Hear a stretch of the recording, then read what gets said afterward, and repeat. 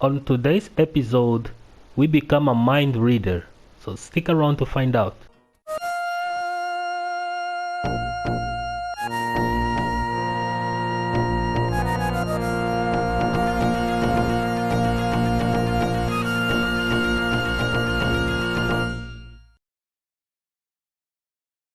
Hi everyone, my name is Eddie Wang, and without further ado, let's get to Rhythmic Pressure Part 4, which is where the opponent is going to think at us like we are some sort of mind readers. But we really aren't, we are just following a code which is the rhythm cycle that it has 3 levels. One, when the opponent is too docile, like he is less aggressive, so we get to be the aggressive ones. We get to do with dashes, 50-50 mix-ups with CD, forward, forward, forward, 3, down, forward, 1, back, forward, 2, 1, back, forward, 2, 3, down, forward, 1. Every single move that we want to stagger with, we are going to stagger with using down force whenever we pressure, and so on. And then there is of course the fear or doubt, which I usually highlight in yellow. And when this happens is when the opponent wants to attack, but he is too afraid of you using counter hits on them, so they build an imaginary line to prevent you to get in, as they are trying to keep you out, and they are going to throw off buttons a lot even without you are in range, so they can check, like thinking that you are going to attack. So when this happens, you get to predict how they are going to press buttons, or you get to calculate their timings like a metronome. So you get to press your forward 4 first, or your down forward 4 first, your down back 4 first. For example, these are moves that you can use.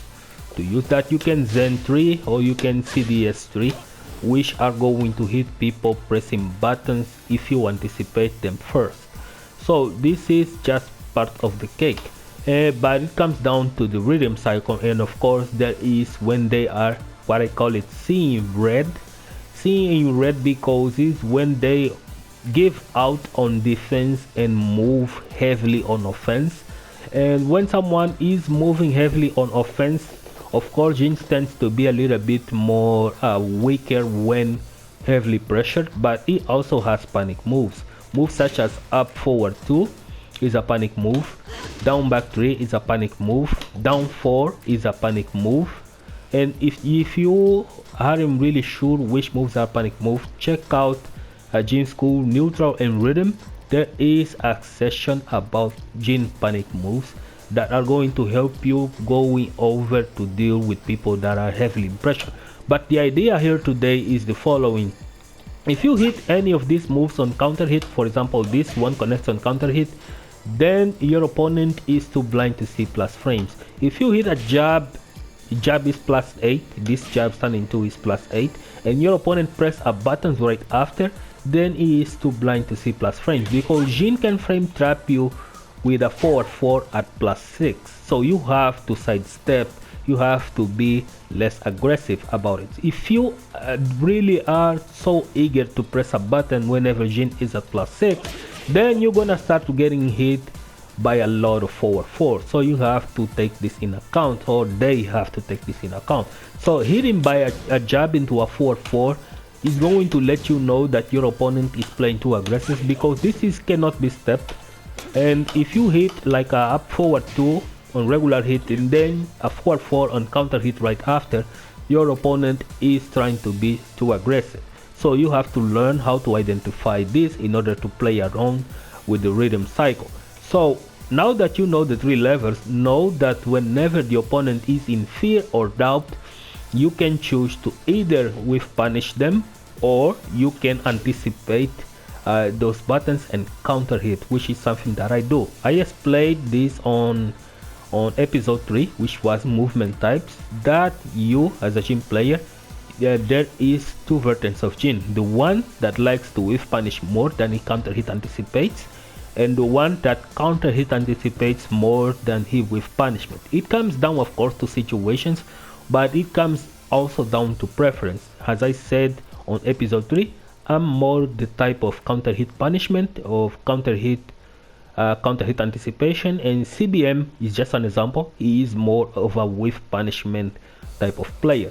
So today is about counter hit anticipation, and I already explained a lot in episode 1 about the imaginary line that people that are in doubt are going to build because they want to attack and they also want to defend, so they become afraid of your 50-50 offense and your with punishment game or panic moves, so they tend to build this line in order to defend themselves. So when they do that, since it's much harder to with punishment them because they are really not playing aggressive, what you do is something that I should have explained you on episode 1, but I took it out.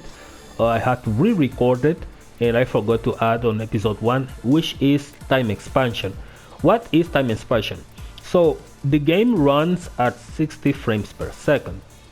We all know this. So whenever your opponent loses his turn, he is going to think, now my opponent is going to attack.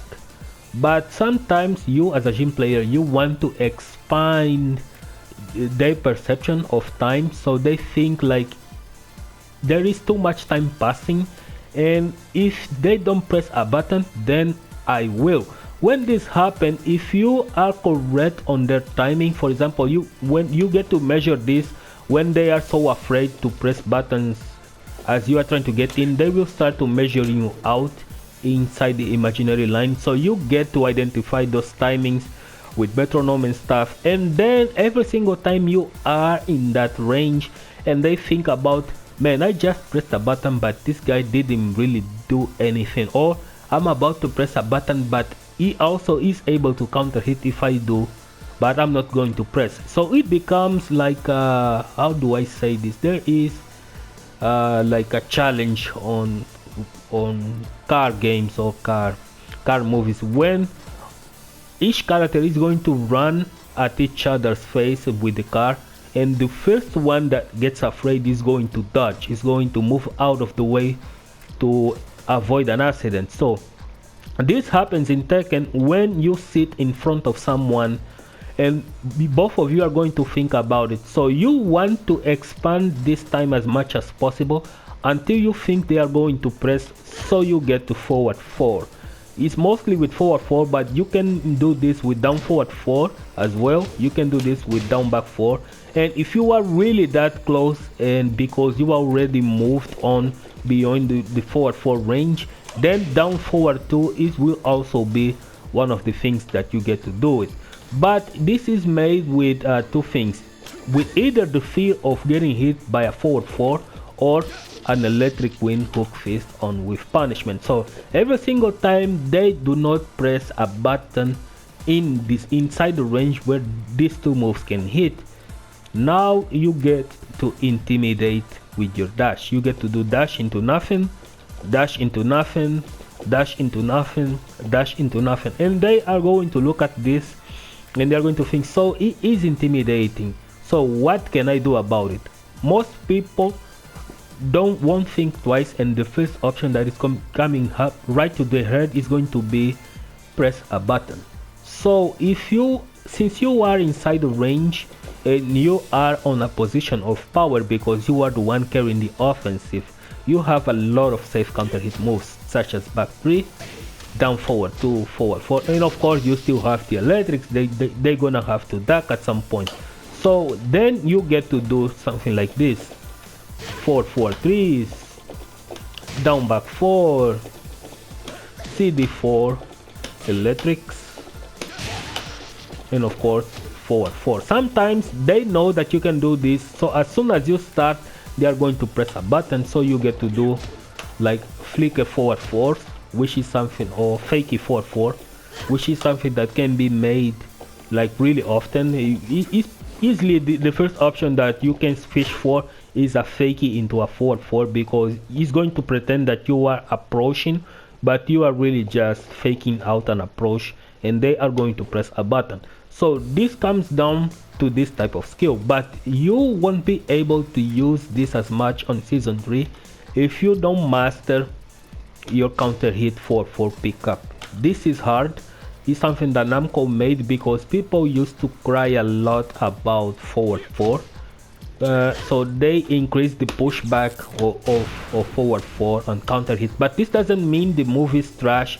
It just means that you still can use forward 4 as much as you please. You can still use this move to build a wall between you and your opponent, and every single time they are afraid of this wall, because either way you're still going to get a combo. If you are good at pickup, the nerf is pretty much non-existent.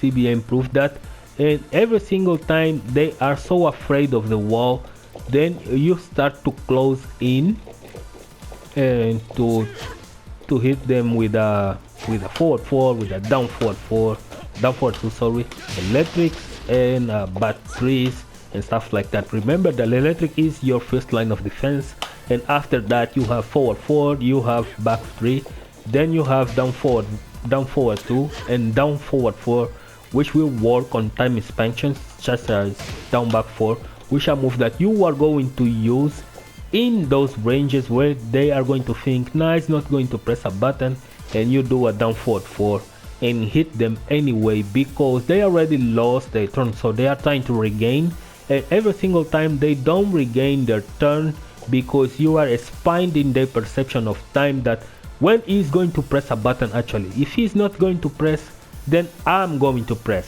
So whenever you predict this correctly and you see now it's time to press my forward 4, because in about like 5 or 6 frames is going to press that button, so you do that, and this is made by the following philosophy. A second in game are 60 frames, so moves tends to be faster.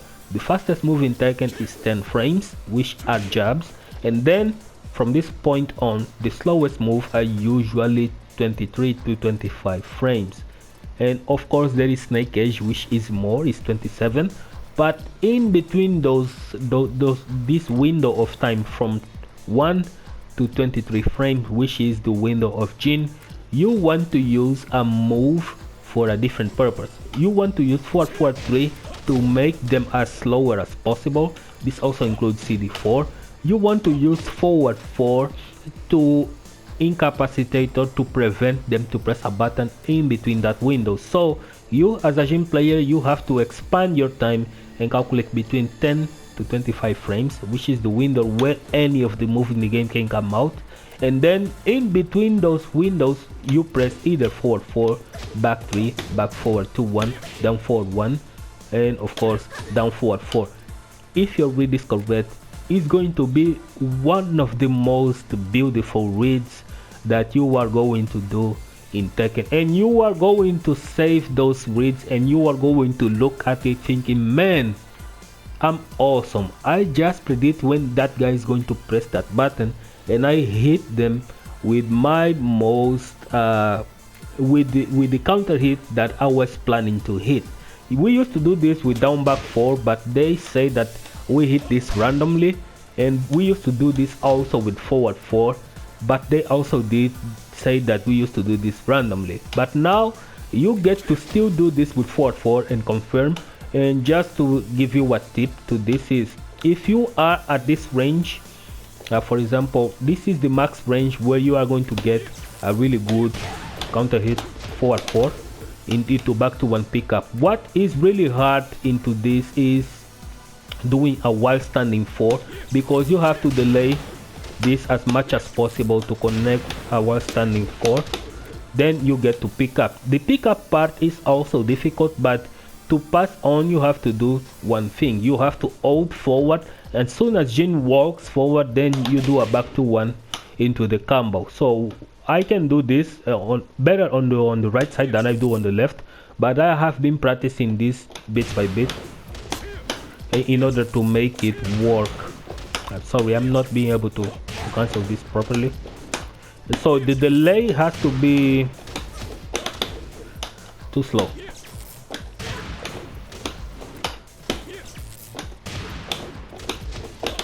There you go. So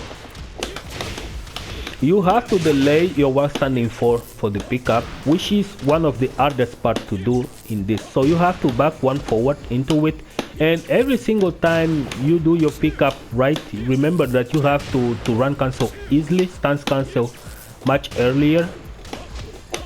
Then you get to the pickup form and do, of course, the combo from it. It's a little bit harder to do as I'm talking, but if I'm silenced, I am able to do this often. There you go. So as I talk, it's a little bit difficult to synchronize English with execution, but on silence is much easier.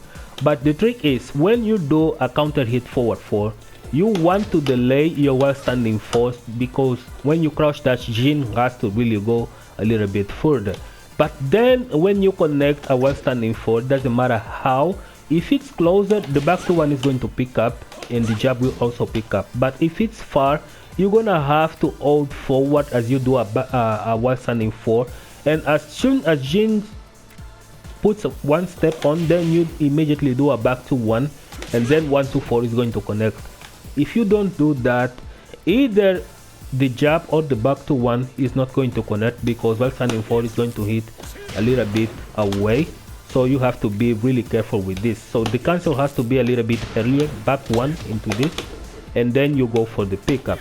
So I didn't hold forward, as you guys can see, and I'm canceling a little bit earlier, so I'm not getting the pickup right. So you have to delay this as much as possible in order to connect. Now I did, but I didn't walk forward, so the jab didn't really connect. So it comes down to the delay of while standing 4. So if you time this correctly, which is the challenge right now, if you time this correctly, you will be able to do this like really often.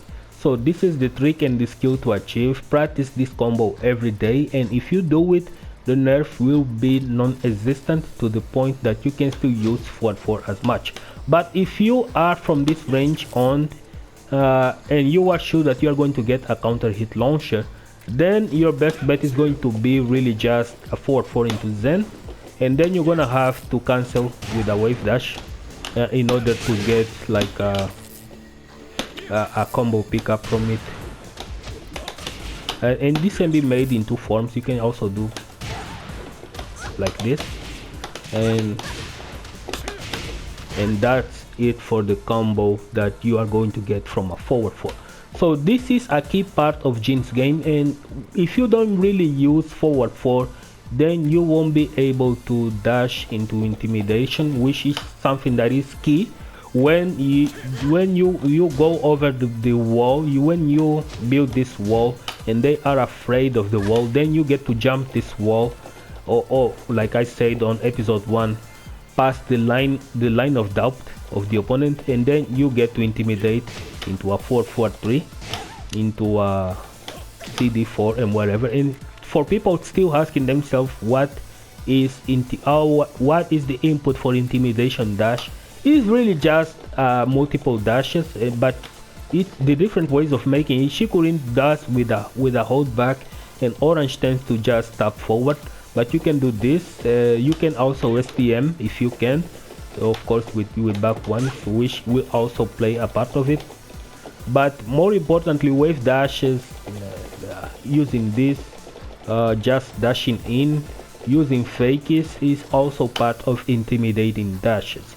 So this is the episode of today, which is already rather long, and I think I wanted to make a full package, and maybe I will cover this on episode 5, which we are going to put everything together and try to explain how this works in general. So hope you guys enjoyed the video, and see you guys on episode part in the next 2 weeks. But before I close it, I just want to give a huge shout out to Dre Gaming Network and Hassan Haubagli, which are currently our patrons, our supporters of the game, that have been donating for us to get a better microphone, so we can give you a better audio, in the future. And of course, when the time is right, we will also buy a new capture card that we can give you more videos in 4K, and also better video quality, 60 FPS, and our time calculation will also be more on point. So thank you to those people. They get to see these videos much earlier than you, but don't worry, as we still going to have a lot of things to cover. We have matchup tips coming out. Of course, there is a Julia matchup tips that I'm gonna have to make as well in order to help those people that are struggling against Julia, because Julia is really annoying. But we'll see how this goes. So see you guys on the next episode on A Real Future.